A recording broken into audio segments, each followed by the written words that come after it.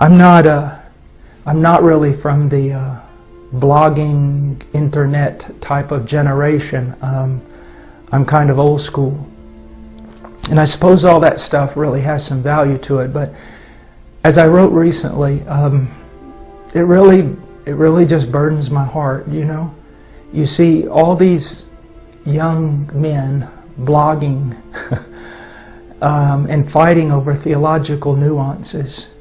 And in a way, many of them haven't lived long enough to even know or at least experience what they're talking about.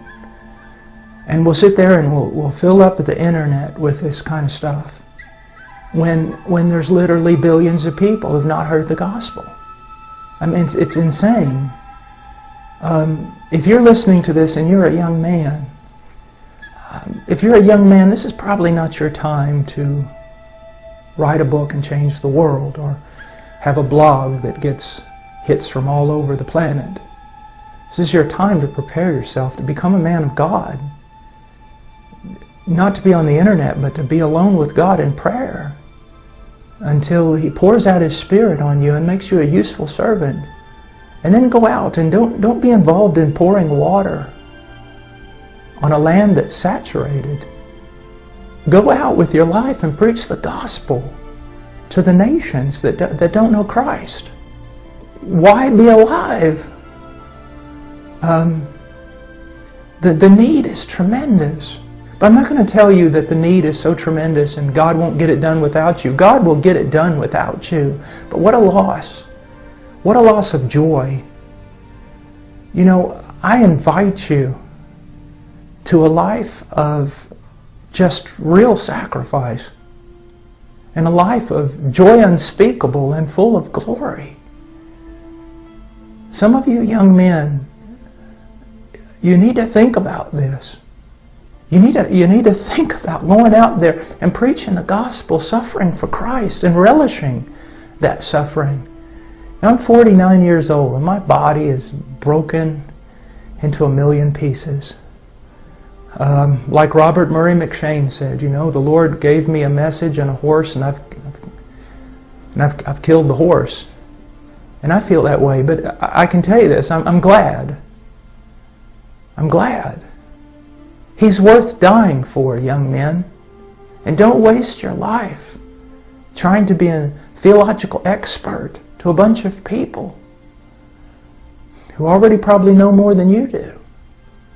Get out there and preach the gospel. Go to the fields. Go to the places where it's dark. Preach the gospel of Jesus Christ. There's, you know, right now I'm just rejoicing in what God's doing in India and Nepal, but there's Tibet. You know, God, I ask God, when are you going to open the door for Tibet? And China? And when are you going to open the door for Mongolia? A friend of mine out in California, an acquaintance of mine, Larry Pan, he has on his website or whatever, he said that he would rather be on the front lines preaching than jostling for prominence on the stage.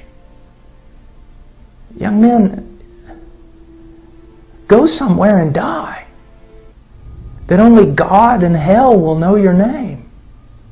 God because He loves you, and His Spirit is powerful upon you, and hell because hell hates you.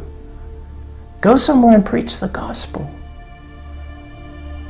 You know, I sometimes read the Puritans, and well, I like the Puritans a lot, and Martin Lloyd-Jones and Charles Spurgeon, and then I look at the modern day preachers that we have been so blessed with. You know, men like John MacArthur and John Piper and Joel Beakey, and so many brilliant men, Wayne Grudem, and all these men. They're older men, and they've studied a lot, and God's given them a voice. Young men, don't try to be them, at least not now. And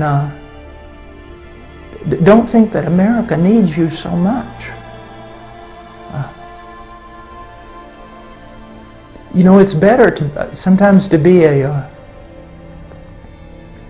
you know, if I preach in the United States, I'm just another preacher. But to go overseas and preach where no one's preaching,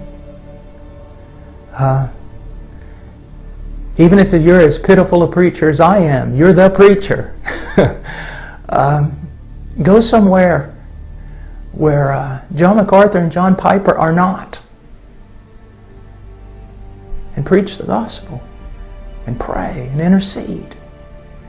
You know, all the men that I've ever studied, all of them, it's hard for me to find a common denominator in their lives. Some of them were more Calvinistic, others not. Some of them were well-known and seemed prosperous, and others seemed to die as martyrs and no one knew their name. They're all so different, but I found one thing in common, and that was their life of prayer. Prayer. Enduring, persevering prayer. You know, who cares about what man knows your name? You know, the question is, does God know your name? And secondly, does our arch enemy know your name? Does he hate you with a great hatred? Not because you're some well-known preacher, but because on your knees you fight him. On your knees you wrestle with him. You've grabbed hold. You need to be a man of prayer. And because missions, like India and Nepal, everywhere else, it advances on prayer. You know, there's a few things that I've never heard. I've never heard an old man say that he wished he had spent less time with his wife and children. They always say the opposite. I've never met an old preacher who regretted spending too much time in prayer. But just about everyone I've ever met has regretted not spending enough time in prayer. You know, if you know the Word really well, and boy, you're just perfect, and your thinking and your logic is pristine, but you're not a man of prayer, you're not worth 2 cents in the kingdom of heaven. You're just not worth 2 cents in the kingdom of heaven. You'll be full of a lot of knowledge and proud and no power. No power. And I pray that you would not jostle for prominence on America's stage. That you'd go and die somewhere for Christ. That your name would be known in heaven. That you'd be a man of prayer.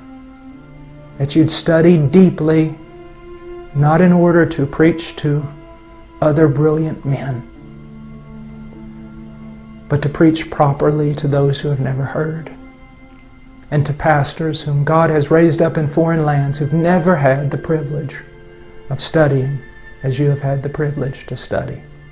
Well, this was impromptu. I got back, I guess it was yesterday, from India and Nepal, and tomorrow I head out to the strange land of California to preach. So I'll be needing your prayers. And then when I get back, I'll going to have several weeks just to kind of get back in the groove of things here at Heart Cry, and especially to get back with my family, with my wife and my 3 little children. Please, I covet your prayers. My life, for whatever it is, it depends upon the prayers of the saints. So please pray for me and pray for us, and pray for Nepal and India and all the other countries of the world. That Christ's name will be great among the nations from the rising to the setting of the sun, and that He will receive the full reward for all His suffering. God bless you. Have a great day.